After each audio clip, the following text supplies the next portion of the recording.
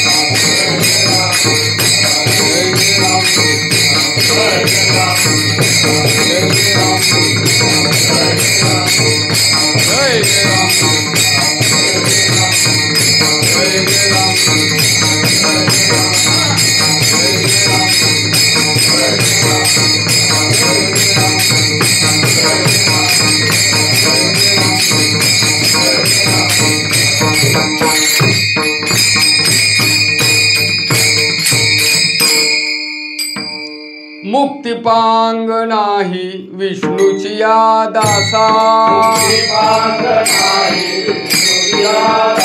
मुक्तिपांग नाही विष्णूची या दासा संसार तू कैसा न देखती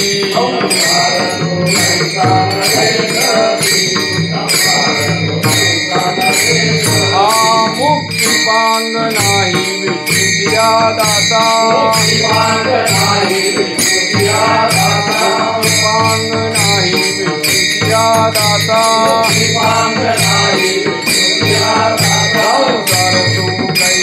देखती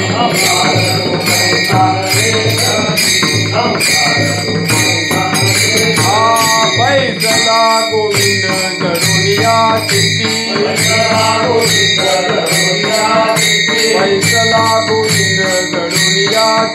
बैसला गोविंद जडुनिया चित्ती आदित्यची अंती अवधानी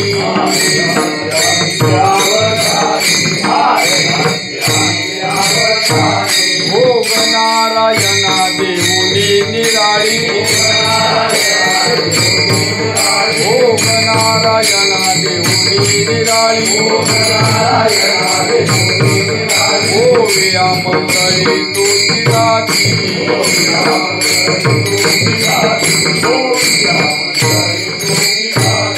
बळ बुद्धी ज्याची उपकारासाठी बळ बुद्धी ज्याची उपकारासाठी अमृत ते पोटी साठविले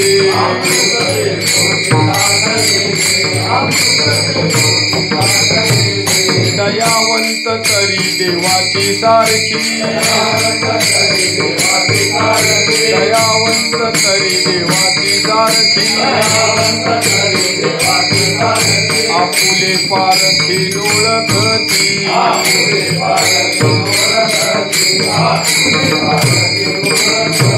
बैसला गोविंद जडुनिया चित्ती बैसला गोविंद जडुनिया आदित्यची अंती अवसानी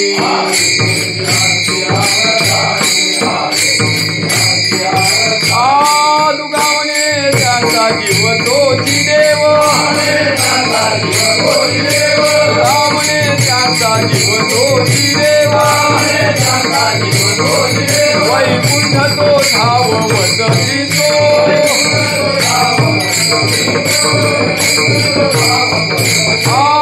दुगावणे त्यांचा जीव तोची देव दुगावणे त्यांचा जीव तोची वैकुंठ तो धावत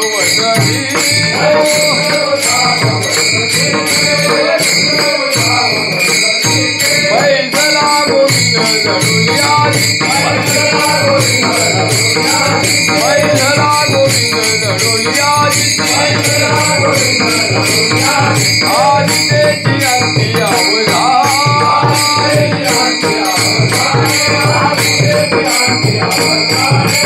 गोपाळ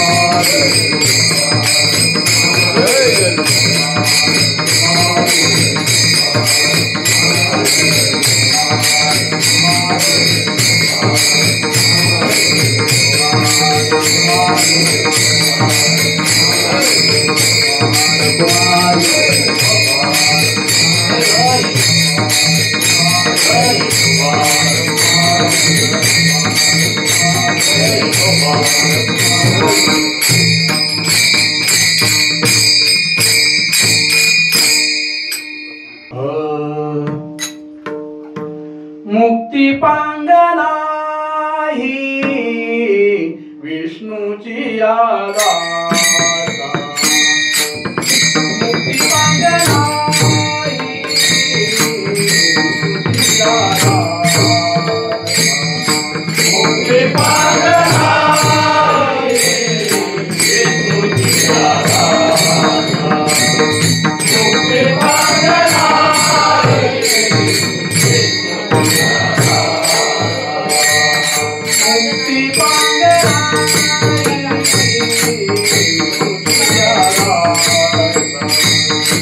मुक्ती पांगना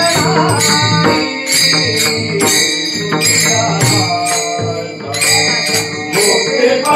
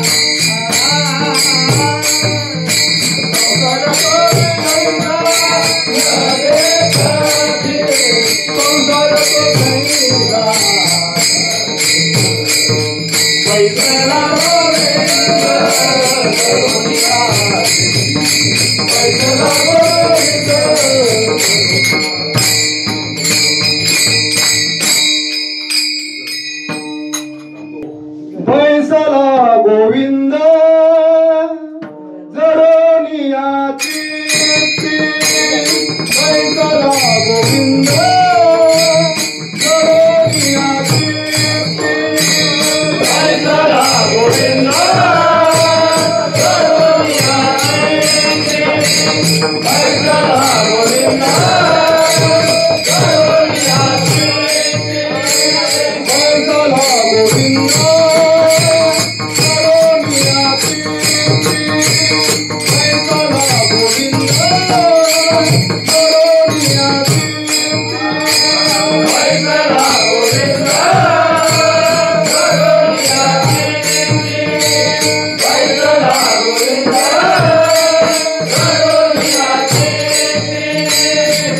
Happy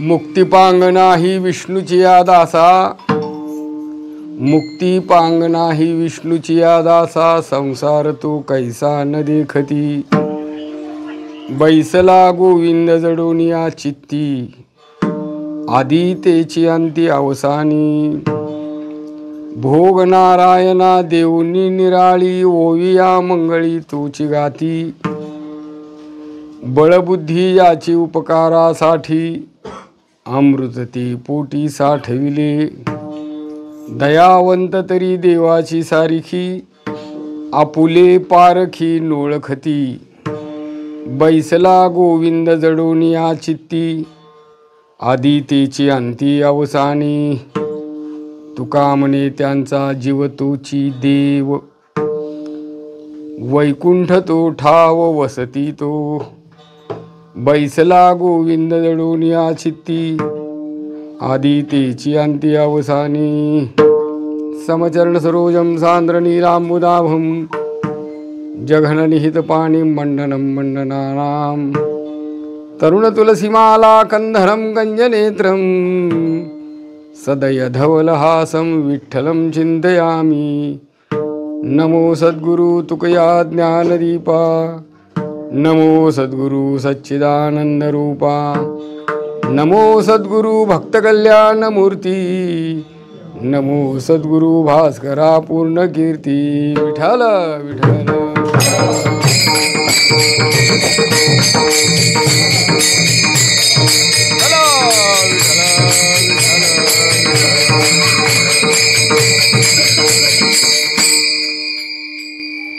मुक्तिपांग नाही विष्णूची या दासा, संसार तू कैसा न देखती, बैसला गोविंद जडून या चित्ती, आदी तेची अंती अवसानी।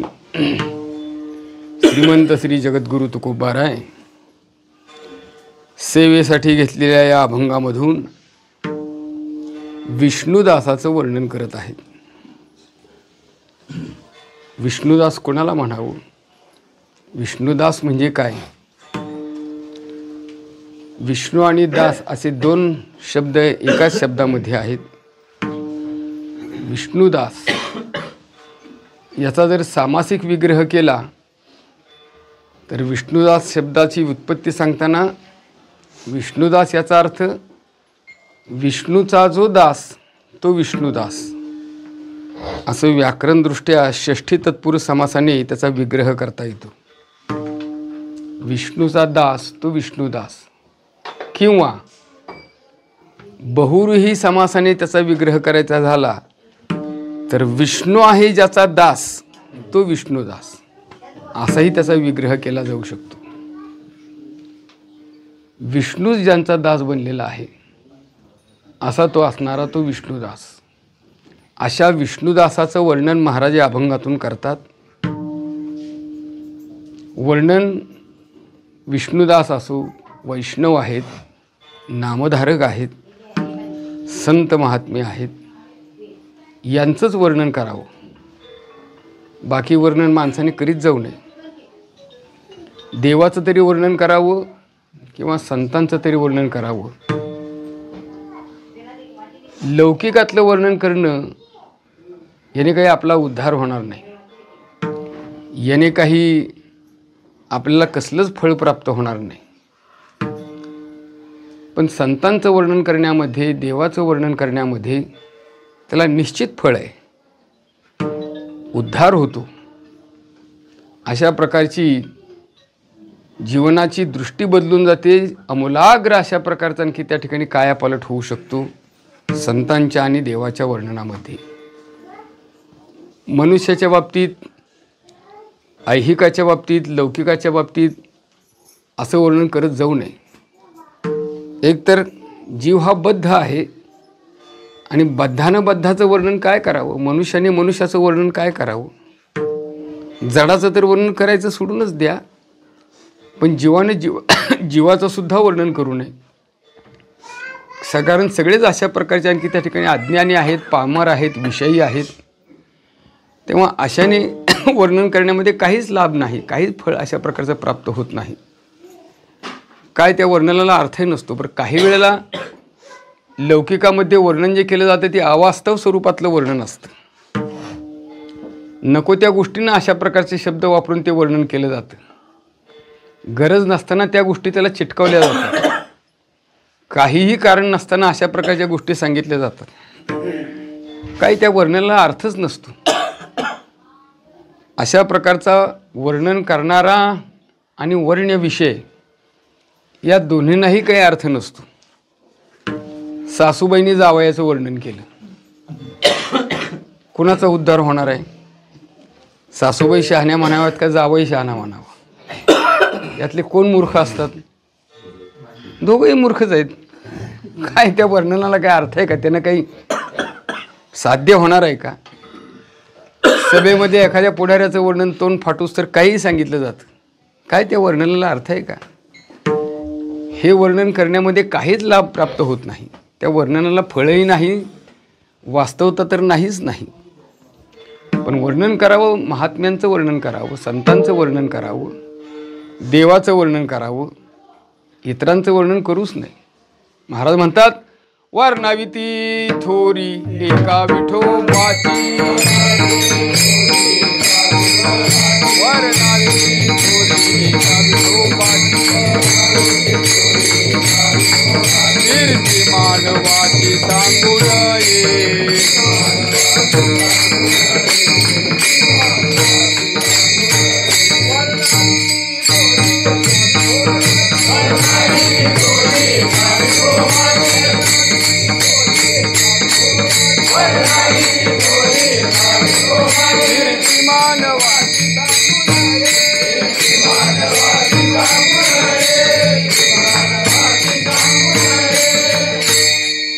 उदंडची झाले जन्मोनिया मेले उदंडची झाले रावरंक होऊनिया गेले रावरंक पुष्कळ आले पुष्कळ गेले महाराज म्हणतात किती आले न गेले येथे नाही उरो आले अवतार एरते पामर बस बाकीच्यांची गोष्ट मग या वर्णनातून काय फळ आहे वर्णन संतांचंच केलं पाहिजे महात्म्यांचंच वर्णन केलं पाहिजे वैष्णवांचंच वर्णन केलं पाहिजे त्यांची कीर्ती सांगितली पाहिजे त्यांचा महिमा वर्णन केला पाहिजे तर जीवाचा आपला उद्धार आहे अन्यथा नाही पण त्यांची कीर्ती गायची म्हटली तरी तुम्ही आमच्या गाण्याचं सोडूनच द्या पण प्रत्यक्ष भगवान त्यांची कीर्ती गातात कीर्तिमुख त्याची नारायण कीर्तिमुख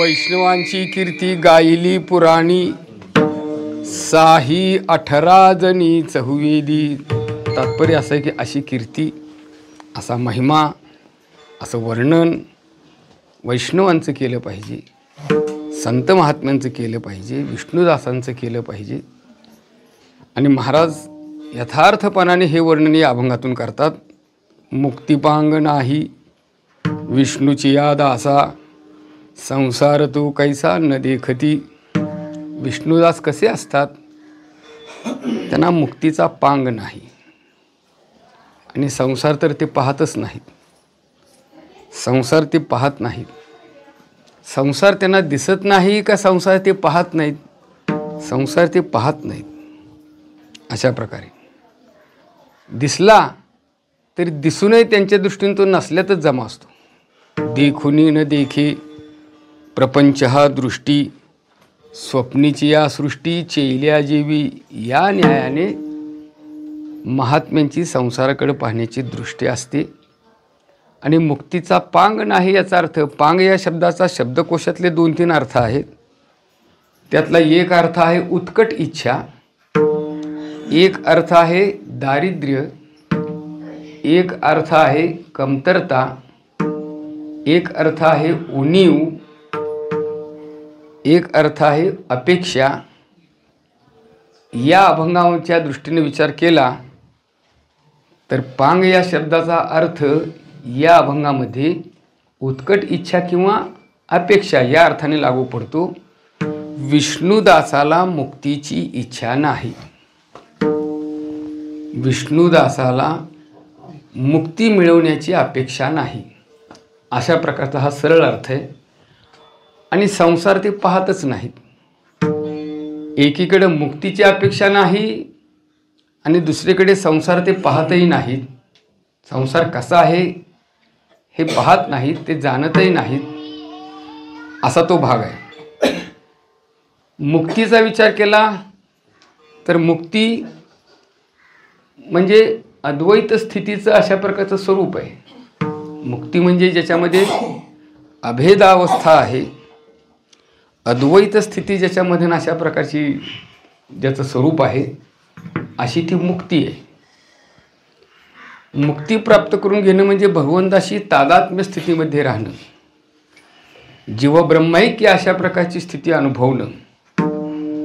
जीवाचा जीवपणा घालवून अहम ब्रह्मास्मी या अनुभूतीवर जीव जेव्हा जातो तेव्हा तो मुक्त स्थितीमध्ये असतो, अभेद स्थितीमध्ये असतो, अद्वैत अनुभव तो अशा प्रकारचा घेत असतो.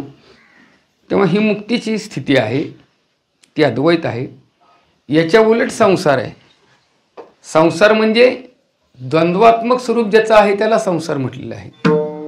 दुजे जव जव घडे तव तव संसार भय जोडी, अशा प्रकारे संसार म्हणजे द्वैतच, संसार म्हणजे भेद, संसार म्हणजे दोन, अशा प्रकारचं संसाराचं हे स्वरूप आहे. मुक्ती विचार केला तर ती अद्वैतावस्था आहे, संसार विचार केला तर ती द्वंद्वात्मक स्थिती आहे. संत महात्मे असं सांगतात की आम्हाला मुक्तीची अपेक्षा नाही आणि द्वंद्वात्मक संसार आम्ही पाहतच नाही. मग संसार नाही पाहत तर मग संसार तुम्हाला वाटतो तरी कसा? संतांच्या करता, महात्म्यांच्या करता, तुमच्या आमच्या करता जातं उखळ मुसळ याचा संसार आहे. तुमच्या आमच्याकरता बाकीचा संसार अशा प्रकारचा लौकिकाचा आहे. पण संत महात्म्यांच्या करता संसार नावाची गोष्ट नाहीच, आणि जर असलीच तर संसार त्यांचा दास म्हणून त्यांच्याजवळ राहिलेला आहे. संसार तो तयाचा दास, मोक्ष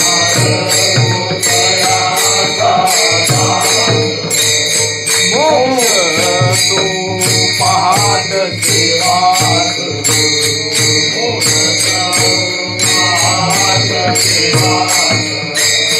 रिद्धी शेवटाचाच,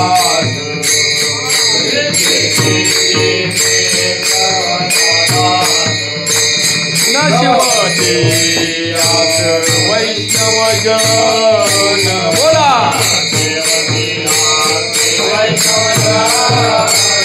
नशिवती आस वैष्णव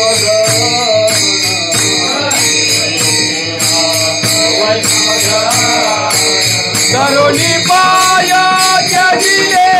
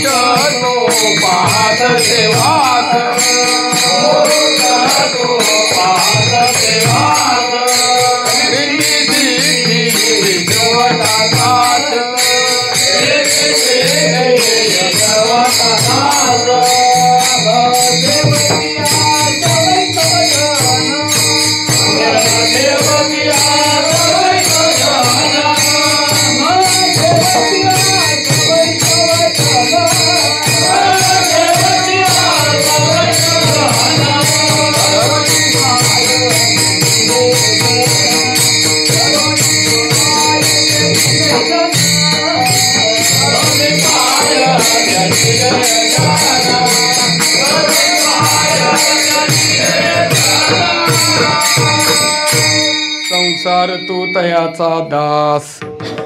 संसार दास भावाने त्यांच्याजवळ आहे. दास याचा अर्थ ज्यांच्या स्वाधीन आहे, ज्यांच्या ऐकण्यात आहे, असा असणारा संसार त्यांच्यापाशी आहे. बर, पण महाराज या ठिकाणी म्हणतात की हे महात्मे संसाराकडे पाहतच नाहीत, पाहत नाहीत. संत महात्म्यांनी संसाराचं जेव्हा अवलोकन केलेलं आहे तेव्हा संसार 3 प्रकाराने तिने पाहिलेला आहे. एक प्रकार, त्यांच्या दृष्टीनं संसार नावाची गोष्टच नाही, तो तुमच्याकरता आहे. शास्त्रकारांनी ज्याला अजातवाद म्हटलेला आहे, अशा दृष्टीनं त्यांच्या दृष्टीनं संसार नावाची गोष्ट नाहीच, अस्तित्वातच नाही, न झाला प्रपंच, अशा प्रकारे. नाही, संसार नाही. देखोनी न देखे प्रपंच हा दृष्टी, असाही संसार त्यांच्या दृष्टीने. एक हा अजातवाद सांगितला. दुसरा, संसार पाहिला पण तो भ्रमात्मक आहे. मायोपाधित असणारा हा संसार हा भ्रमात्मक स्वरूपातला आहे.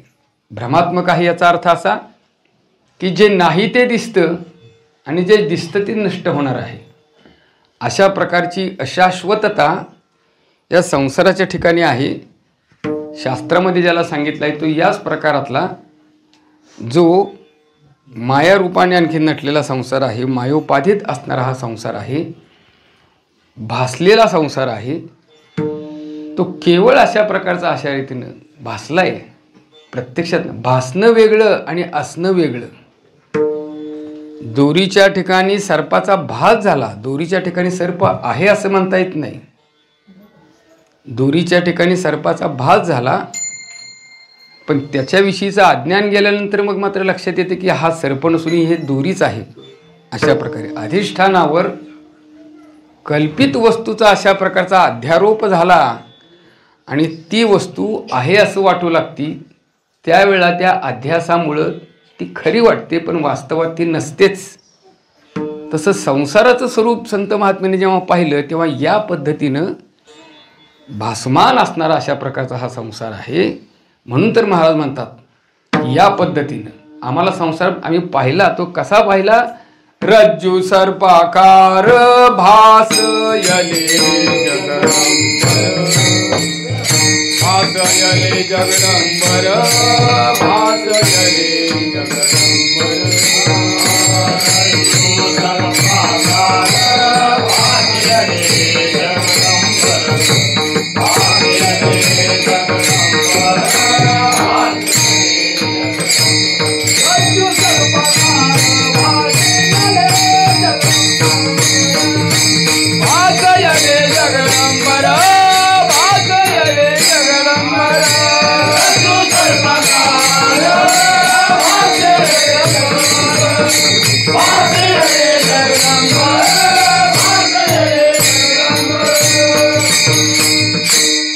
हा दुसरा प्रकाराने संसाराचं स्वरूप त्यांनी जाणलं. आणि तिसऱ्या प्रकाराने संसार हा ब्रह्मभावाने त्यांना प्रतीतीला आलेला आहे. अशा प्रकारचा संसार हे त्याचंच स्वरूप आहे. संसारामध्ये तोच आहे, संसार त्याच्यामुळेच आहे आणि संसार त्याच्यापासूनच निर्माण झालेला आहे. अशा प्रकारचं संसाराचं सगळ्याच गोष्टीचं आदी मध्य आणि अंतःकारण तरी तोच अशा प्रकारचा आहे ज्याच्यापासून संसार निर्माण झाला, संसारामध्ये जो राहिला, ज्याच्यामुळे संसार अशा प्रकारचा आणखी त्या ठिकाणी स्थिर राहिल्यासारखा वाटतो आणि ज्याच्यामध्ये संसाराचा लयही होतो. असा संसार त्यानेच व्याप्त आहे. त्याच्याशिवाय या संसारामध्ये दुसरं काहीच नाही. अशा रीतीने संसार हा त्याने तो संपूर्ण सर्वत्र संपूर्ण गगन जाईसे नामदेवराय म्हणतात.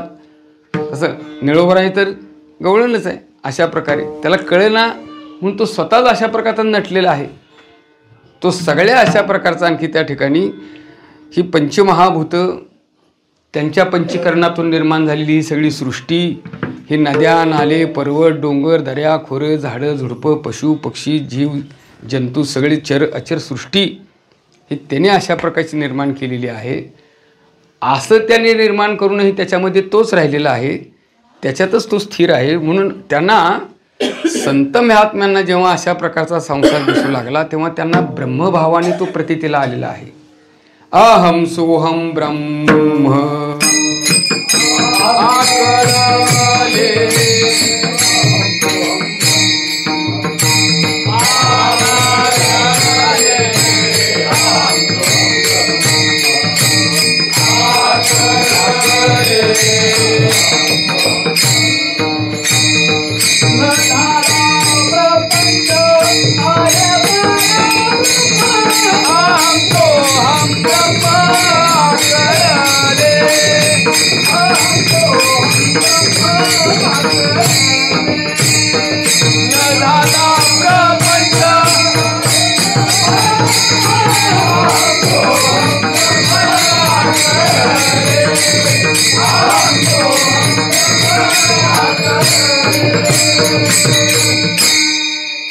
प्रपंच ब्रह्मभावाने प्रतीतीला आलेला आहे.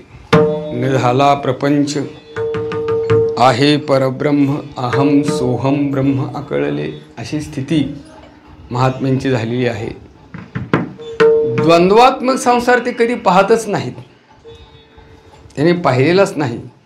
संसार नावाची गोष्टीकडे ते आणखी त्या ठिकाणी दिसतच नाहीत. हा संसार लौकिकाचा झाला, पण जीवसृष्टीचा जन्माला येणं आणि मरणं हाही संसाराचाच आणखी त्या ठिकाणी स्वरूप मानलेलं आहे. जन्माला यावं आणि मरावं हेही संसाराचं स्वरूप आहे. ज्ञानोबराय सांगतात का उपजने आणि निमणे हे साचची जे का मानणे, तया मृत्यूलोकी मी म्हणे संसारोहन. अशा प्रकारे पुन्हा जन्माला येणं, पुन्हा मरणं, पुन्हा जन्माला येणं, पुन्हा मरणं. जन्म म्हटलं की मृत्यू आहेच. जन्म म्हटल्यानंतर असं होत नाही की जन्म आला आणि मृत्यू नाहीसा झाला, असं होत नाही. जन्म म्हटलं की उपजले ते नाशी, नाशिले ते पुनरपी दिसे, हे घटिका यंत्र जायचे परिभ्रमेगा. अशा प्रकारे जन्माला यायचं मरायचं, जन्माला यायचं मरायचं. मेला तर पुन्हा जन्माला काय येतो, त्याची भोग भोगण्याकरता, त्याची कर्माची फळं भोगण्याकरता. अशा प्रकारे आगा कर्मी जीवरावी, सुखदुःखी फळावी, भोगावया यावी देहा एका. अशा प्रकारची कर्माची फळं भोगण्याकरता त्याला यावंच लागतं. जे काही प्रारब्ध आहे ते भोगण्याकरता त्याला शरीर धारण करावंच लागतं.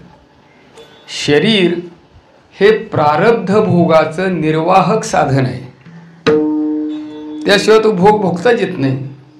मग तो भोगण्याकरता अशा प्रकारच्या देहाला यावं लागतं. भोगल्यानंतर मग संपतं का? भोगल्यानंतर प्रारब्धाचे भोग संपत असतील, पण क्रियमानातून तयार झालेल्या ज्या गोष्टी असतात त्या पुन्हा प्रारब्धामध्ये जाऊन पडतात आणि पुन्हा तो भोग भोगण्याकरता पुन्हा जन्माला यावं लागतं. असं ते चक्र आहे, हे फिरतच राहतं सारखं. घटिका यंत्र जायचे परिभ्रमेगा. महाराजांनी ज्ञानोबरायांनी दृष्टांत दिला घटिका यंत्राचा. त्या यंत्राप्रमाणे असं ते फिरत राहतं सारखं, हे फिरत राहतं सारखं चालू. पुनरपि जननम पुनरपि मरणम पुनरपि जननी जठरे शयनम इह संसारी. अशा या संसारात पुन्हा जन्माला यायचं आणि मरायचं, हे एक संसाराचं स्वरूप मानलं गेलेलं आहे. मग असा जर संसार असेल तर महाराज म्हणतात, हे जे विष्णुदास आहेत ना, संसार तू कैसा न देखती. जन्ममृत्यूचा संसार, आपण संसाराला आलोय का नाही हेही ते पाहत नाहीत. या देहाला आलो आहोत का नाही हेही पाहत नाहीत.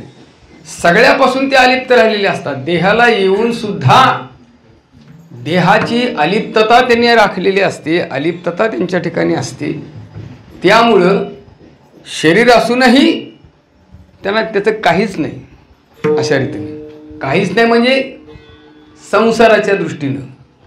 आणि या शरीराचा विनियोग भगवत सेवेकरता, भगवंताची उपासना करण्याकरता, त्याची भक्ती करण्याकरता, त्याची साधना करण्याकरता फक्त अशा प्रकारचा देह उपयोगात आणतात. किंबहुना तेवढ्याकरताच ते जन्माला येण्याची अपेक्षा करत असतात. अशा सेवेकरता, अशा भक्तीकरता, भक्तिसुखाचा आनंद घेण्याकरता एरवी जन्ममरणात्मक असणाऱ्या संसाराकडे ते ढुंकूनही पाहत नाहीत आणि त्याचा ते अशा प्रकारचा आणखी काही विचारही करत नाहीत. म्हणून महाराज म्हणतात संसार तो कैसा न देखती. ठीक आहे, संसार पाहत नाहीत, मग संसार पाहत नाही तर मुक्ती तरी असावी. मुक्तीचंही आम्हाला अशा प्रकारचं काही, आम्हाला मुक्तीही नको आहे. किंबहुना मोक्ष प्राप्त करणं हे आमच्याकरता काही सायासाची गोष्टच नाही आहे. एखाद्यांना साधकाला मोक्षस्थिती प्राप्त करून घेणं खूप अवघड आहे. अशा प्रकारचा तो साधन चतुष्टयाने संपन्न असला पाहिजे, तितका तो अधिकारी असला पाहिजे. त्याच्या ठिकाणी विवेक, वैराग्य, समाधी, षटक आणि मुमुक्षता अशा प्रकारच्या चतुष्टयाने तो आणखी त्या ठिकाणी परिपूर्ण असला पाहिजे. सद्गुरूंची भेट झाली पाहिजे, त्याला अशा प्रकारचा आणखी उपदेश मिळाला पाहिजे, त्याचं चिंतन मनन झालं पाहिजे, निधध्यासन झालं पाहिजे. मग कुठे तो अशा प्रकारच्या आणखी त्या ठिकाणी मुक्ताच्या स्थितीमध्ये अहम ब्रह्मास्मी या बोधावर कदाचित येऊ शकतो. मग अशी मुक्त स्थिती आम्हाला नकोच आहे, हा मोक्ष आम्हाला नकोच आहे. आणि आमच्या दृष्टीनं अवघड नाहीच. मोक्षाचे ते आम्हा नाही अवघड, मोक्षाचे ते आम्हा नाही अवघड, वाटे उघड गाठोडीत.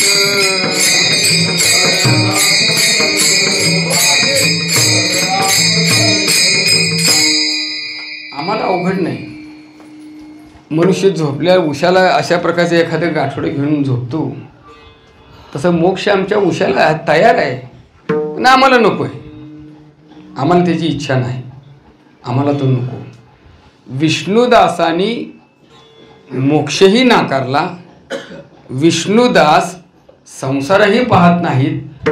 मग विष्णुदासांना काय अपेक्षित आहे? तर विष्णुदासांना फक्त भगवत अशा प्रकारच्या आणखी त्या ठिकाणी सगुण भक्तीतून प्राप्त होणाऱ्या भक्तिसुखाचा आनंदच त्यांना अशा प्रकारचा अपेक्षित आहे. तेच घेण्याकरता ते इथे येतात. या संसारामध्ये देह धारण करतात, ते भक्तिसुखा करतात आणि मोक्षाचाही निषेध करतात. तो भक्तिसुखाचा आनंद मिळावा म्हणूनच अशा प्रकारे, किंबहुना तेवढ्याकरता आम्ही कितीही जन्म घ्यायला तयार आहोत. घेईन मी जन्म यासाठी देवा,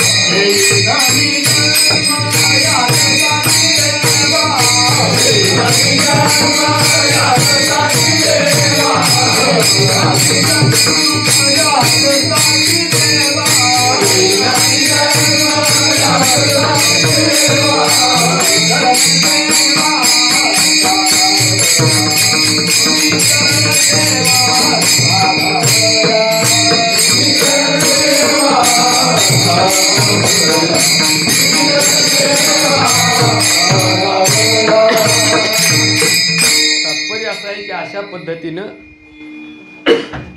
मुक्तीलाही बाजूला सारलं, संसाराविषयीचंही भय सोडून दिलं, संसाराविषयीचंही ममत्व सोडलं आणि तरीसुद्धा विष्णुदास म्हणतात की आम्ही जन्म घेऊन भक्तिप्रेम सुखाचा आनंद आम्ही घेत राहू.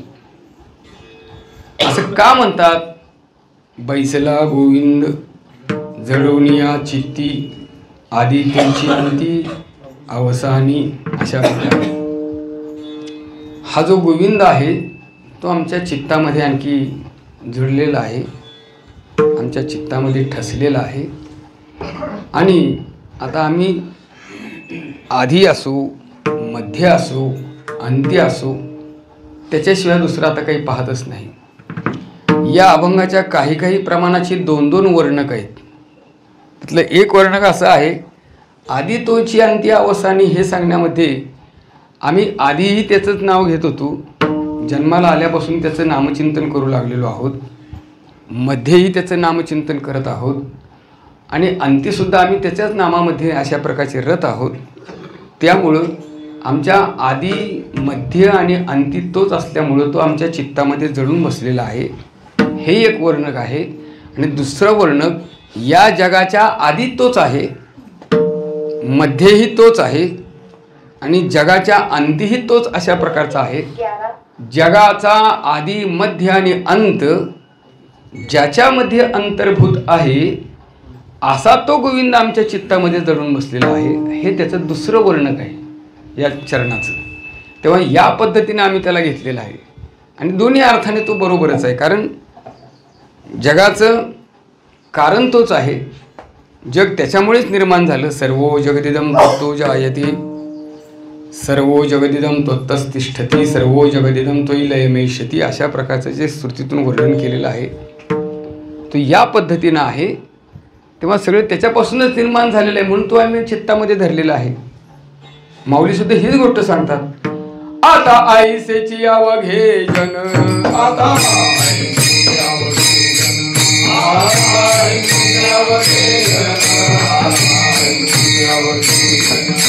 येथे जाती तया पासून येथे जाती तया पासून येथे जाती तया पासून येथे जाती तया पासून जगी जगधारे जनार्दन जगी जगधारे जनार्दन जगी जगधारे जनार्दन जगी जगधारे जनार्दन आउलो प्रगटले बिंबले भानरा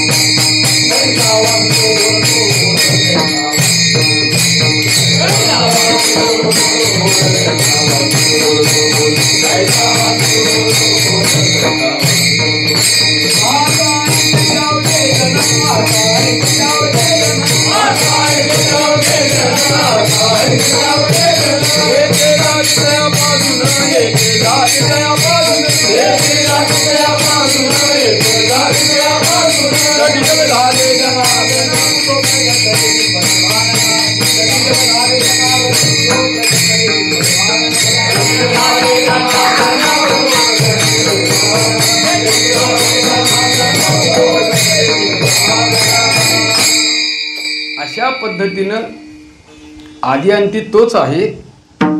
महाराज म्हणतात बैसला गोविंद जडोनिया चित्ती, तो अखंड आमच्या चित्तामध्ये असल्यामुळे आता त्याच्या शिवाय दुसरं काही नाहीच.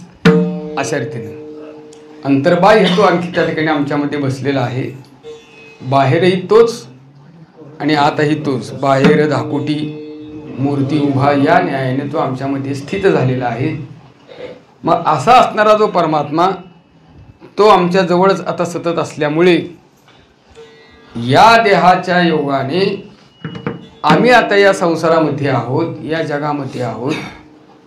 तर आता देह म्हटल्यानंतर देहाची जी उपाधी आहे लागल्यानंतर जे देहाचे धर्म आहेत ते धर्म आम्ही कशा पद्धतीने आणखी त्या ठिकाणी पार पाडत असतो, काय करत असतो. देह म्हटलं की त्याच्या गरजा आहेत. स्थूल देहाच्याही आहेत, सूक्ष्म देहा लिंग देहाच्या ह्या सगळ्या गोष्टी आहेतच. मग याच्या दृष्टीने आम्ही काय करतो, कसं करतो याच्या संबंधी महाराज म्हणजे हे विष्णुदास कशा पद्धतीनं या गोष्टी या जगामध्ये आणखी त्या ठिकाणी अंमलात आणतात. प्रत्यक्षामध्ये त्याचं अशा प्रकारचं स्वरूप त्यांचं कसं असतं, त्यांचं राहणं मग त्या दृष्टीने कसं असतं, देहाचा विनियोग ते कशा पद्धतीने करत असतात, याच्या काही गोष्टी महाराज या अभंगातमध्येच विष्णुदासाच्या संबंधाने सांगतात आणि त्यांचं वर्णन करतात. मुक्ती पांगणा ही विष्णूची या दासा, संसार तो कैसा न देखती. बोला. मुक्ती पांगनाई, मुक्ती पांगनाई, मुक्ती पांगनाई, विष्णूची दासा, मुक्ती पांगनाई, मुक्ती पांगनाई, मुक्ती पांगनाई, विष्णूची दासा, मुक्ती पांगनाई, मुक्ती पांगनाई, मुक्ती पांगनाई, विष्णूची दासा, मुक्ती पांगनाई, मुक्ती पांगनाई, मुक्ती पांगनाई, विष्णूची दासा, मुक्ती पांगनाई, मुक्ती पांगनाई, मुक्ती पांगनाई, विष्णूची दासा, मुक्ती पांगनाई, मुक्ती पांगनाई, मुक्ती पांगनाई,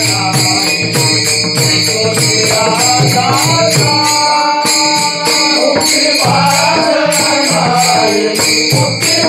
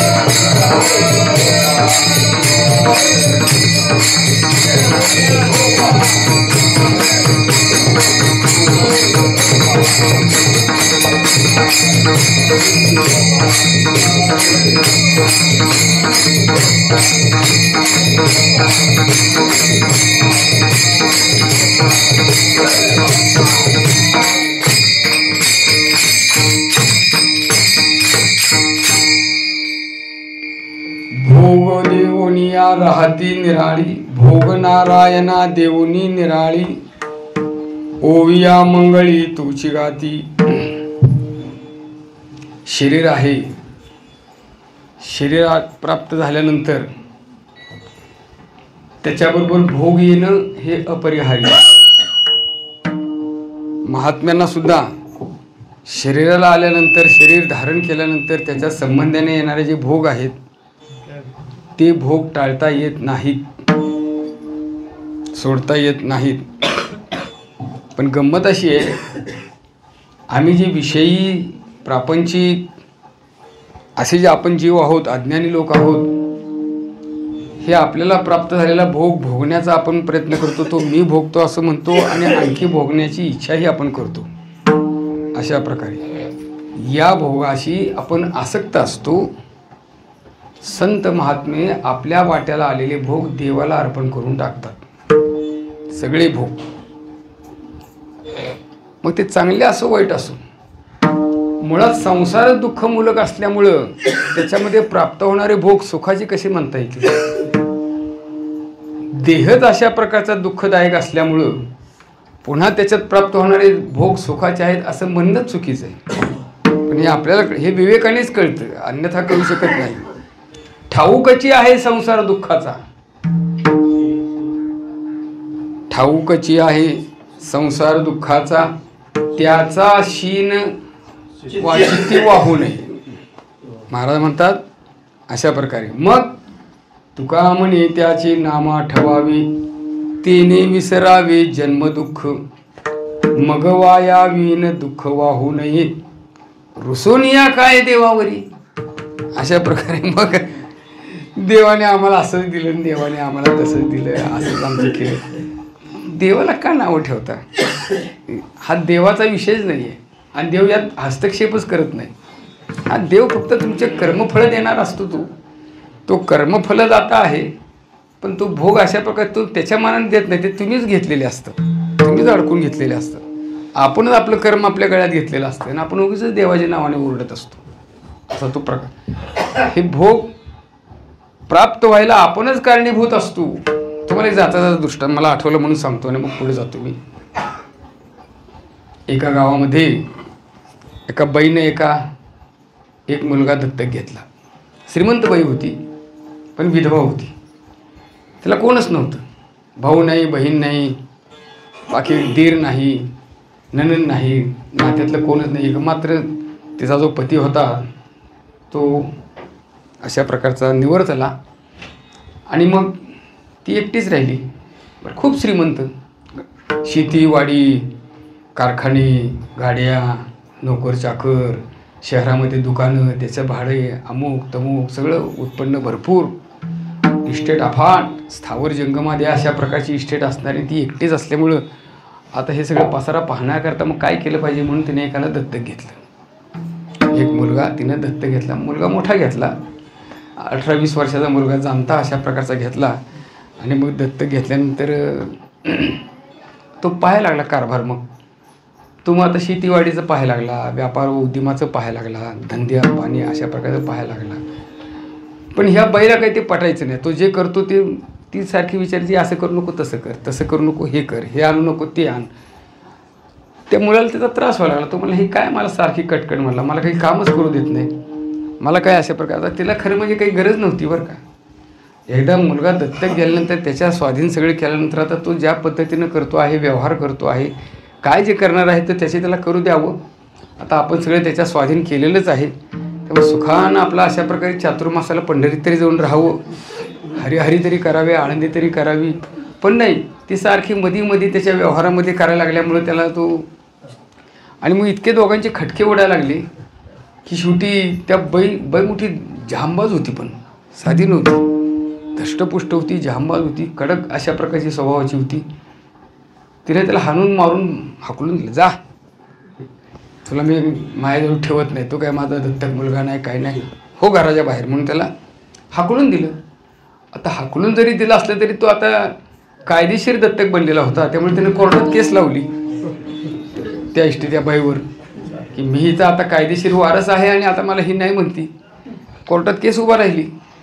कोर्टात केस उभा राहिल्यानंतर मग त्या बाईचा वकील तिला म्हणला, बाई आता केस उभा राहिली, आता सगळे हे होतील, तो समोरचा वकील तुम्हाला विचारेल या मुलाला तुम्ही दत्तक घेतलं का, नाही म्हणून सांगायचं, या मुलाची माझी ओळखसुद्धा नाही म्हणून सांगायचं, या मुलाला मी दत्तक घेतलेलं नाही म्हणून सांगा, सगळं अशा प्रकारे, काहीच मान्य करू नका. आता वकिलाचं असं असतं, पक्षकारला जसं ते शिकवतील तसा तो पक्षकार बोलत असतो, वागत असतो. आणि वकिलाला वकिलीच्या ज्ञानापेक्षा पायात पाय अडकवून कसं पालथं पाडावं याचं ज्ञान जास्त असावं लागतं. तर ती वकील नुसत्या कायद्याच्या ज्ञानावर वकिली चालत नाही, त्याच्याकरता लुच्चेगिरी असावी लागते. तशा पद्धतीने त्याने शिकवलं सगळं. मग समोरचा त्या मुलाचा वकील, विरोधी पक्षाचा वकील आला भयापाशी, बाई या मुलाला तुम्ही ओळखता? नाही म्हणली, मी ओळखत. बरोबर आहे म्हणले, तुम्ही याला ओळखणार नाही म्हणले. मग याला तुम्ही दत्तक घेतलं? नाही मी घेतले म्हणले दत्तक. समोरच्या वकिलाने त्याला आपल्या हळू बोलण्यातून, आपलंसं बोलण्यातून त्याला हळूहळू आपल्या ताब्यात घ्यायला सुरुवात केली. बरोबर आहे म्हणला, तुम्ही या मुलाला ओळखत नाही याचं कारण तुम्ही या गावचा आहात, मीही या गावचाच आहे, त्यामुळे तुमचं म्हणणं अगदी खरं आहे म्हणले. तुम्ही या मुलाला ओळखत नाही, तुम्ही या मुलाला दत्तकसुद्धा घेतलेलं नाही, हेही बरोबर आहे म्हणले. ती बाई विचार करायला लागली, हा विरोधी वकील असूनसुद्धा माझ्यासारखाच बोलतोय, हा काय प्रकार आहे म्हणली. अशा प्रकारे हळूहळू बोलत त्या बाईला आपल्या कक्षेत घेत तो म्हणला, मग ठीक आहे, याला तुम्ही ओळखत नाही, याला तुम्ही दत्तक घेतलेलं नाही, मग आता दुसरा तरी आता दत्तक घेणार आहे का नाही? ते म्हणले, आता पहिल्यानं कोर्टात यायला लावलं, आता दुसरा कशाला मी दत्तक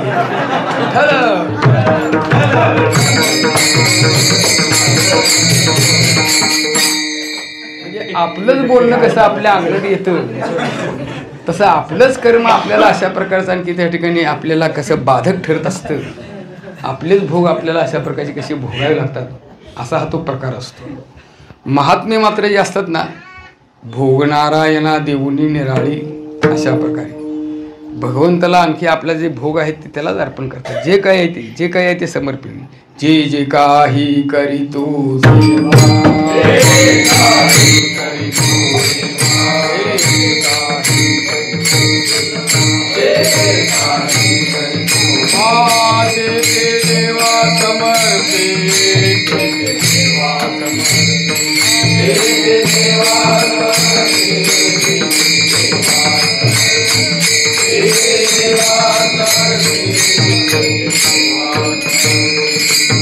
समर्पे, जे काही करत असतो ते आम्ही देवाला, आणि भगवान सुद्धा हेच सांगतात,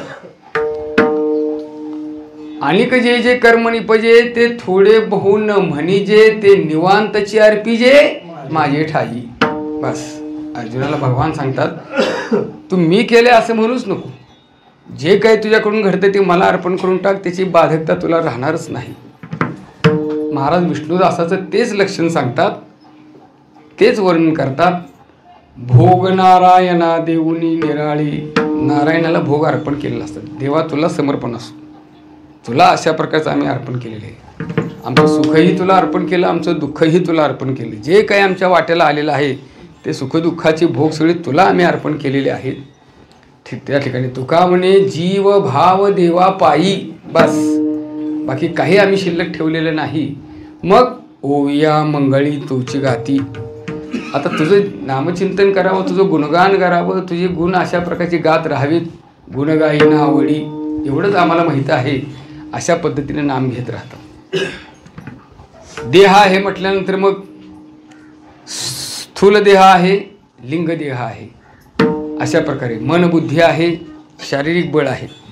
महाराज म्हणतात बळबुद्धी याची उपकारासाठी अमृत ते पोटी साठविले. असे विष्णुदास त्यांच्या ठिकाणी बळही आहे, बुद्धीही आहे. बळ कसे आहे, बळ कशा प्रकारचं आहे? बळ विलक्षण स्वरूपातले, अलौकिक स्वरूपातलं बळ महात्म्यांच्या ठिकाणी आहे. विष्णुदासांचं बळ कसं आहे? फार बळ विचित्र आहे. बळ तरी नागविती काळा, तरी सकळाच्या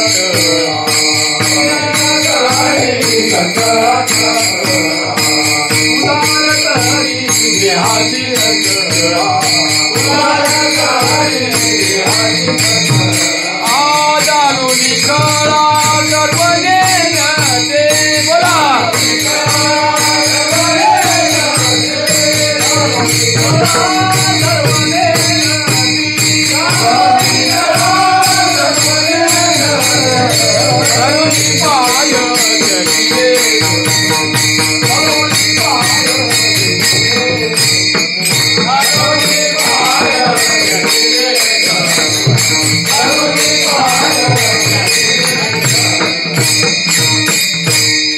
बळतरी नागविती काळा.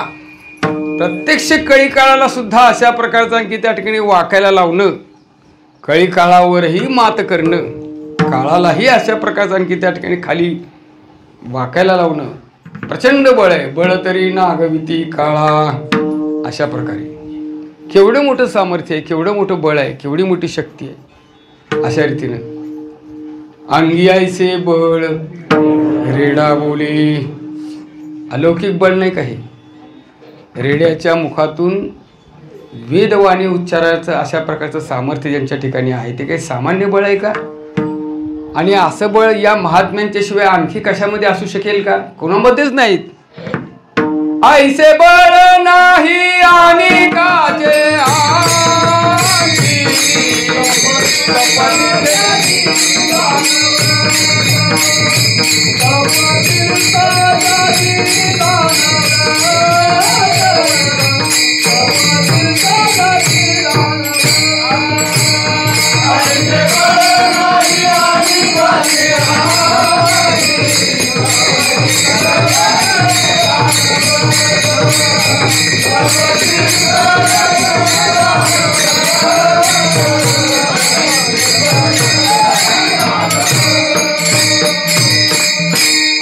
बळ नाही अनेकांचे अंगी, इतरांच्या ठिकाणी हे बळ नाही. कोणाच्या ठिकाणी नाही? तप, तीर्थ, दान, व्रत ही सगळ्या साधनेमध्ये कोणाच्याच ठिकाणी असं बळ नाही. असं बळ या महात्म्यांच्या ठिकाणी, या विष्णुदासांच्या ठिकाणी आहे. म्हणून महाराज म्हणतात अशा रीतीने बळबुद्धी तरी उपकारासाठी. यांचं बळ उपकारासाठी आहे. उपकार करण्याकरता ज्याने आपलं बळ अशा प्रकारचं आणखी त्या ठिकाणी आणलेलं आहे, वापरलेलं आहे. आणि बुद्धीसुद्धा तेवढ्यासाठीच आहे. आत्ताच्या काळातली बुद्धी म्हणजे काय? एकाच प्रमाणात सांगायचं झालं तर महाराजांच्या कलियुगी बहुकुशळ हे जन छळतील गुण तुझे. आता कलियुगामध्ये आपली बुद्धी आता पाखंडी बुद्धी अशा प्रकारची बनत चाललेली आहे. आणि त्याच्यामध्ये बाकीच्या धर्माचं, बाकीच्या गोष्टी सोडत, पण देवाविषयी शंका आता निर्माण घेतील. ती देवाचे जर गुण छळू लागलेले असतील तर बाकीच्यांची गोष्टच काय. बुद्धी अशी त्यांची विपरीत चाललेली आहे, उलट्या बाजूने चाललेली आहे. पण महात्म्यांची जी बुद्धी आहे तो आपल्यातला असणारा हिनकस भाग काढून टाकण्याकरताच त्यांनी बुद्धी अशा प्रकारची आणलेली आहे. किती बुद्धी, ज्ञान ज्यांच्या ठिकाणी आहे. या ज्ञानाच्या युगाने मुळातच ते मूर्तिमंत ज्ञानच त्यांच्या रूपाने प्रगट झालेलं असतं, प्रत्यक्ष ज्ञान. आणि अशा प्रकारची बुद्धीमध्ये असलेलं ज्ञान हे केवळ परोपकारासाठी, जगदोद्धाराकरता, अज्ञानांच्या ठिकाणचं अज्ञान दूर करण्यासाठी असतं. असं त्यांचं ज्ञान. उपजताची ज्ञानी हे वर्म जाणून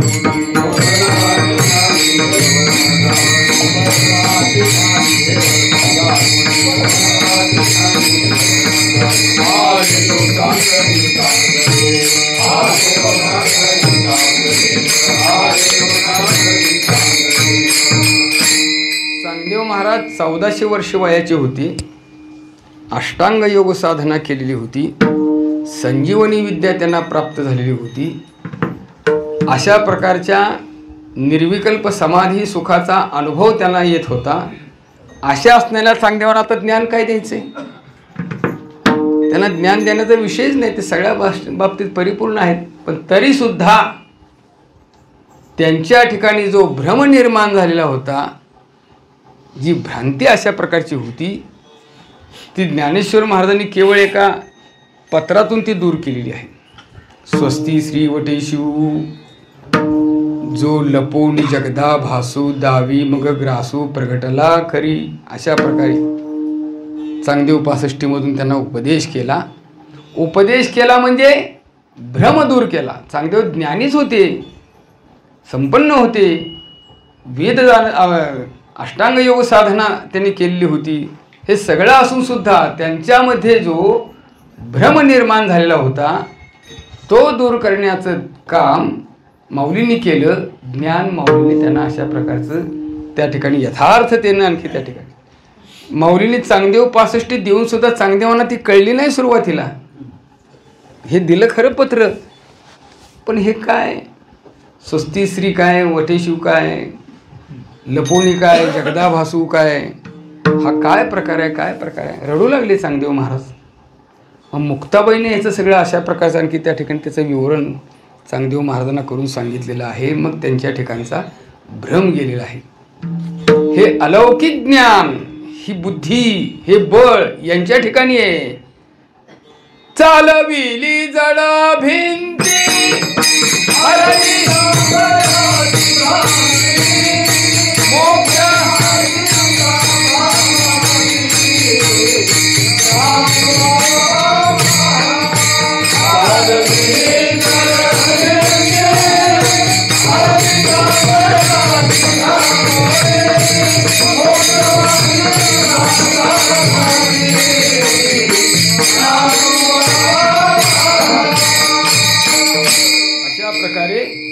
बळ आणि बुद्धी ज्यांची परोपकारासाठी आहे, जगत उद्धाराकरता, आणि अमृत त्यांच्या ठिकाणी साठवलेले.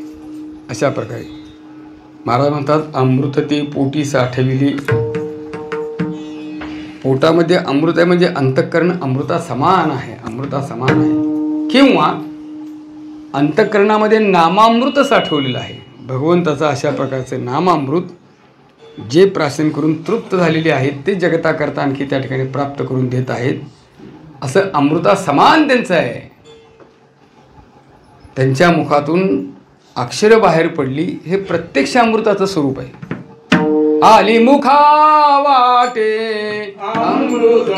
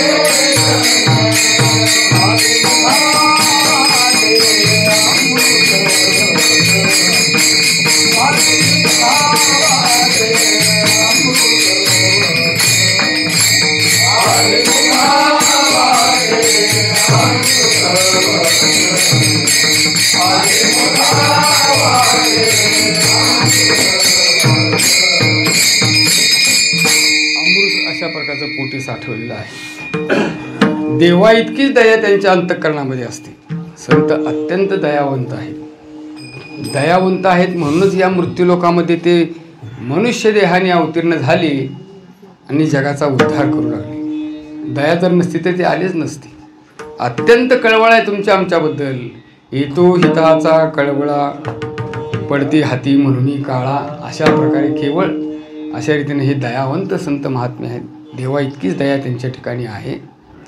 आपुले पारखी ओळखती, ही दया करत असताना अपपर भाव रहित अशा प्रकारची त्यांची दया असते. हा आपला आहे, हा परका आहे, याचा काहीही भेद त्यांच्या ठिकाणी राहत नाही. असे असणारे महात्मे महाराज म्हणतात, तुका म्हणे त्यांचा जीव तोची देव, वैकुंठ तो ठाव वसती ते. याही शेवटच्या प्रमाणामध्ये 2 वर्णक आहे. तुका म्हणे त्यांचा जीव तोची देव, याच्यामध्ये त्यांचा जीव हा देवच आहे. म्हणजे संत त्यांच्या ठिकाणी असणारा जो जीवाचा भाग आहे, चैतन्याचा जो भाग आहे, तो प्रत्यक्ष परमात्मा स्वरूपच आहे. तुका म्हणे त्यांचा जीव तोची देव, तुका म्हणे त्यांचा जीव तोची देव आहे. अशा प्रकारे तोच देव आहे. त्यामुळे वेगळं देव म्हणण्याचं काही कारणच नाही. संत देवरूपच आहे. देवते संत, देवते संत अशा प्रकारे. किंवा तुका म्हणे येथे नाही भिन्न भाव, भक्त तोची देव देव भक्त. अशा पद्धतीची अभिन्न स्थिती देवभक्तांच्या बाबतीतली आहे. हा एक भाग आहे. तुका म्हणे त्यांचा जीव तोची देव, म्हणजे हे जे महात्मे आहेत त्यांचा जीव देवस्वरूप आहे. हा एक वर्णक आहे.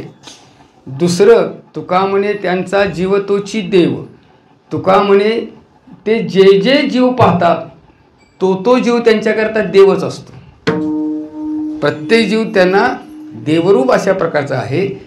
प्रत्यक्ष महाराजांच्याच चरित्रावरनं, अनेकांच्या चरित्रावरून, त्यांच्या अक्षरावरून आपल्याला लक्षात येतं की आम्ही जे पाहतो ते एका देवाशिवाय दुसरं काही पाहतच नाही. अशा रीतीने अवघीभूते साम्या आली,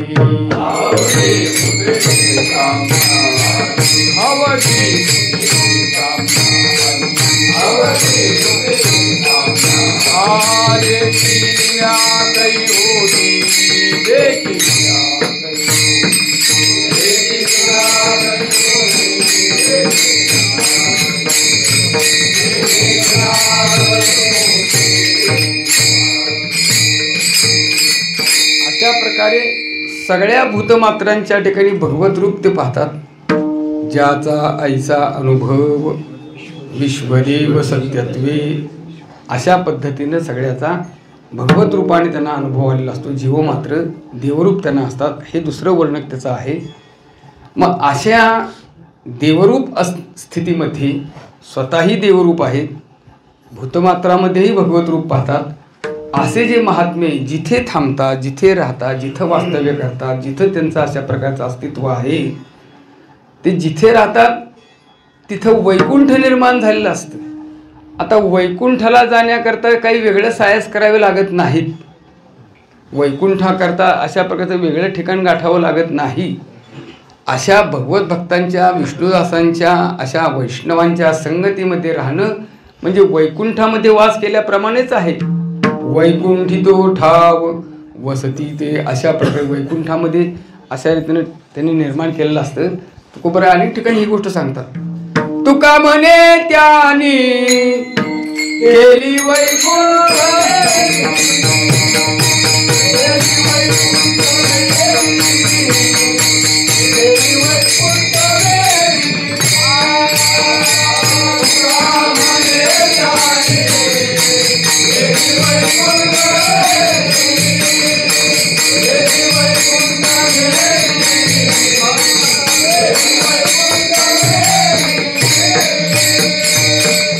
अशा प्रकारे त्यांनी संपूर्ण हे पृथ्वी, ह्या भूतलावर वैकुंठ अशा प्रकारचं निर्माण केलेलं असतं.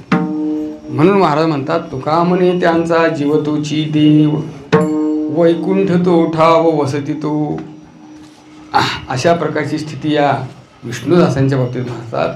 बैसला गोविंद जडवण्या चित्ती, आदी तिची अंती अवसानी ज्ञानेश्वर. Hare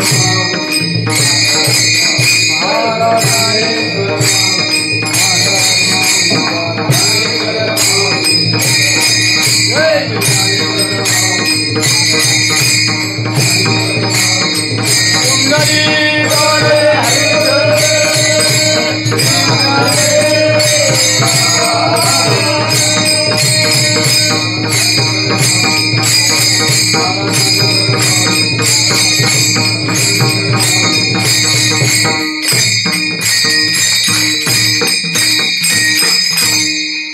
पांगणाही मुक्ती पांगणाही विष्णूची या दासा संसार तो कैसा न देखती बैसला गोविंद जडून या चित्ती आधी तेची अंती अवसानी भोग नारायणा देऊनी निराळी ओविया मंगळी तोची गाती बळबुद्धी ज्याची उपकारासाठी अमृत ते पोटी साठविले दयावंत तरी देवाची सारखी आपुले पारखी नुळखती बैसला गोविंद जडून या चित्ती आधी तोची अंती अवसानी तुका म्हणे त्याचा जीव तोची देव वैकुंठ तो ठाव बसती ते बैसला गोविंद जडून या चित्ती आधी तेची अंती अवसानी.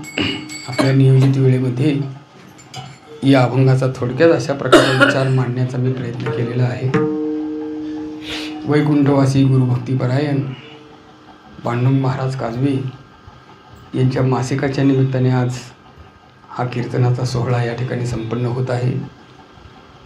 भाद्रपद शुद्ध पंचमी या दिवशी महाराजांनी देह ठेवला आणि याच तिथीला प्रत्येक महिन्याच्या त्यांच्या मासिकाच्या निमित्ताने या ठिकाणी कीर्तनाचा हा कार्यक्रम, अन्नदानाचाही कार्यक्रम इथे दर महिन्याला होतो आहे. माझा योग असा, हे काही माझं ठरवून कीर्तन केलेलं नाही किंवा हे नियोजितही नव्हतं किंवा मी इथे यावं असंही माझं कधी निश्चित झालेलं नव्हतं. पण खरं सांगू का, त्यांनाच असं वाटलं की मी इथे येऊन कीर्तन करावं. कोणाला? महाराजांनाच वाटलं. त्यांना असं वाटलं असलं पाहिजे, कारण कीर्तनाविषयी, अभ्यासाविषयी त्यांच्या ठिकाणी अतिशय जिज्ञासा असायची. जोपर्यंत ते चांगले अशा प्रकारचे हिंडत फिरत होते, आळंदी पंढरी करत होते, त्यावेळेला कीर्तन कधी ते सोडत नव्हते आणि कीर्तनाला पुढं अशा प्रकारची श्रवणाकरता बसायची. स्वतःही कीर्तन करायचे, श्रवणाकरताही बसायचे. ऐकणे तितकंच त्यांचं अशा प्रकारचं विशेष स्वरूपातलं होतं. आणि यदा कदाचित जर त्यांना कीर्तनाला उपस्थित राहता नाही आलं तर त्या कीर्तनाविषयीची चौकशी ते फार करत होते. विशेषतः कीर्तनाचा अभंग हे सांगा, हे सांगा. मी इकडून तिकडून एक दोनदा असा मला प्रसंग या भागात आला होता. मी कुठून तरी कीर्तन करून यायचं आणि इथं यायचं, जाता जाता हे रस्त्यावर आहे, वाटेवर आहे, थोड्या वेळी आपण इथे टेकावं, महाराजांना भेटावं, चला पुढं आपण जाऊ.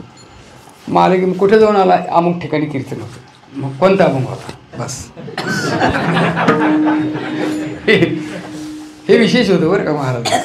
अशा पद्धतीने असं त्यांच्या ठिकाणी आणि सगळं आयुष्यच त्यांनी अशा प्रकारच्या अभ्यासामध्ये, चिंतनामध्ये, काळ सारावा चिंतने, अशा न्यायानेच त्यांनी आपला उभं आयुष्य आणखी त्या ठिकाणी काढलेलं आहे. तेव्हा असा हा अनपेक्षित योग माझा आजच्या कीर्तनाचा इथं आलेला आहे. आता त्यांच्याविषयी किती बोललं तरी थोडंच आहे. तशी व्यक्तीच अशा प्रकारची या भागात, या परिसरात होणार नाही. अनेकांना त्याने अशा प्रकारचं आणखी संप्रदायाचं, परमार्थाचं वळण लावलेलं आहे. मार्गी अंधा सरिसा पुढे देखनाही चाले तैसा, अज्ञाना प्रगटावा धर्म तैसा. आचरोनी या माऊलींच्या उक्तीप्रमाणे तिने या भागातील असणारे सगळे अशा प्रकारचे आणखी त्या ठिकाणी भाळे भोळे ग्रामीण भागातले सगळे सामान्य अशा प्रकारचे, कालच मला सांगितलं, जिथं या परिसरात जे कीर्तनाचा आता अशा प्रकारे अनेक भागामध्ये त्यांनी विठ्ठल रुक्माईच्या मूर्ती स्थापना केलेल्या आहेत, त्यांच्या हातून झालेल्या आहेत. नामसप्ताह त्यांनी सुरू केलेले आहेत. अनेक ठिकाणी त्यांनी सुरू केलेले नामसप्ताहाची ठिकाणं आणि मूर्ती स्थापन केलेली ठिकाणं हे अतिशय म्हणजे मागास स्वरूपात होते. त्यांना परमार्थ काय आहे, वारी काय आहे, पंढरी काय आहे, एकादशी कशाला म्हणतात, काय कशाला काय, अशा लोकांमध्ये त्यांनी परमार्थ रुजवण्याचं काम केलेलं आहे. आणि तेही त्या काळात, म्हणजे ज्यावेळेला अशी प्रसिद्धी माध्यमं नव्हती, प्रवासाची तेवढीशी साधनं नव्हती, आणि तुमच्या भागात तर पाऊस काळ जास्त असतो या भागामध्ये, पावसाची झड लागली म्हणजे कितीतरी दिवस सारखा पाऊस पडतच असतो. मग अशा मोठ्या प्रतिकूल अवस्थेमध्ये सुद्धा त्यांनी परमार्थाचं अशा प्रकारचं आणखी त्या ठिकाणी कार्य हाती घेतलेलं सोडलं नाही. आपले श्रीगुरू काकासाहेबांच्यावर त्यांची नितांत श्रद्धा होती.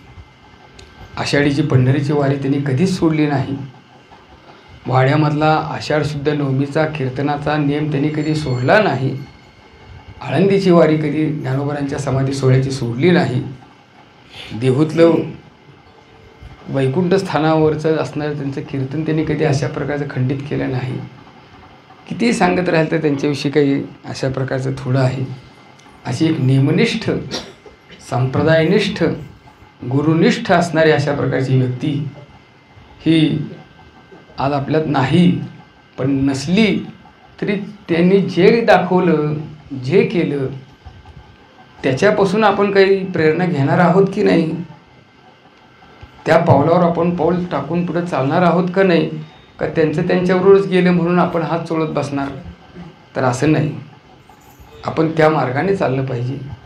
त्यांनी जो मार्ग, भले 100% त्या मार्गावर तुम्हाला चालता यायला आलं नाही तरी 50% तरी चाला, 40% तरी चाला, 20% तरी चाला, काहीतरी त्याचा अवलंब तुम्ही करा ना. अशा रीतीनं त्यांच्या इतका नेम त्यांना तुम्हाला सांभाळणं होईलही तुम्ही केलं तर. निर्धार जर तुमचा असेल तर तुम्ही करू शकता ना, असं काही नाही. पण तितकी अशा प्रकारची मनाच्या ठिकाणी तेवढी निश्चय बुद्धी पाहिजे, तेवढी श्रद्धाही पाहिजे, कटाक्ष पाहिजे. अशी वैष्णवांची जात आहे. त्यामुळं विष्णुदासाचं जे स्वरूप महाराज या अभंगातून आपल्या पुढे ठेवतात, किंबहुना तशीच काहीशी लक्षणं महाराजांच्याबद्दल, पांडुरंग महाराजांच्याबद्दलची सहजच तुम्हाला अशा रीतीनं आढळून येतील. असं त्यांचं जीवन त्यांनी व्यतीत केलेलं होतं. तेव्हा त्यांच्या निमित्ताने हा सोहळा आजचा कीर्तनाचा झालेली ही सेवा भगवत चरणी, संत महात्म्यांच्या चरणी समर्पित करून जगद्गुरू तुकोबारायांचं भजन एक वेळ करूया आणि सेवेला इथे विराम घेऊया. तुकाराम.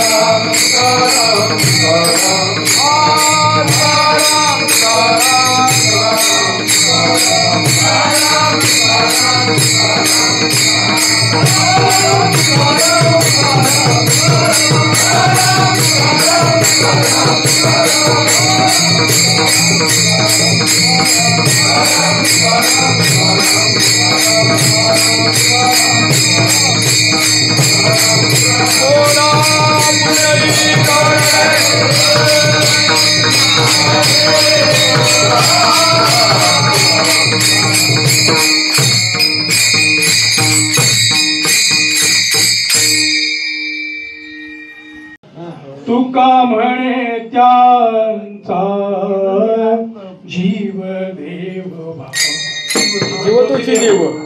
बरोबर आहे. तुका म्हणे त्याचा जीव तोची बोला. तुका म्हणे देव तोची देव. तुका म्हणे जीव तोची देव. तुका म्हणे जीव तोची देव. तुका म्हणे जीव तोची देव. तुका म्हणे जीव तोची देव. तुका म्हणे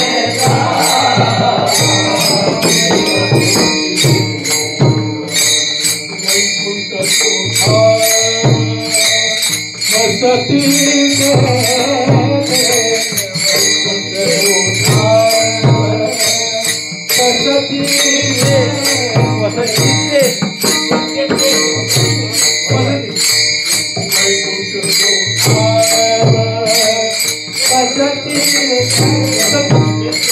वसती दे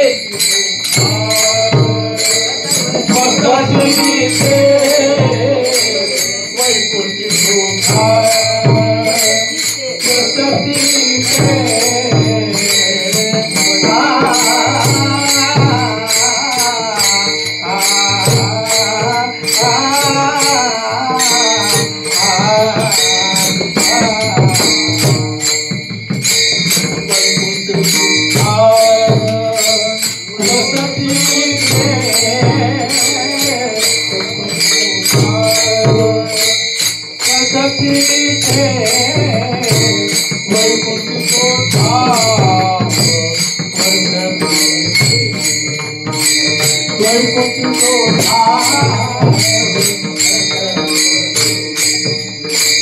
बैसला गोविंद जडोनिया बैसला गोविंद जडोनिया वैकुंठी तो साव वसती ते वैकुंठ तो साव वसती ते वैकुंठी तो साव वसती ते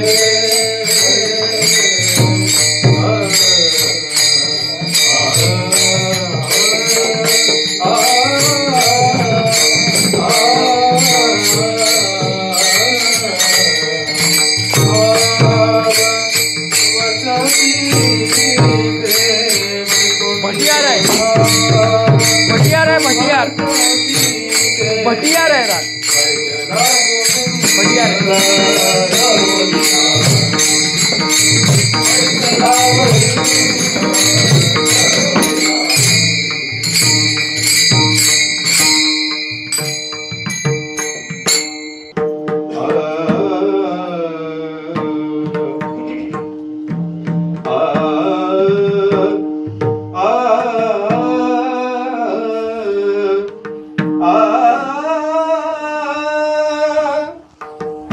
बैसला गोविंद जडोनिया चित्ती बैसला गोविंद जडोनिया चित्ती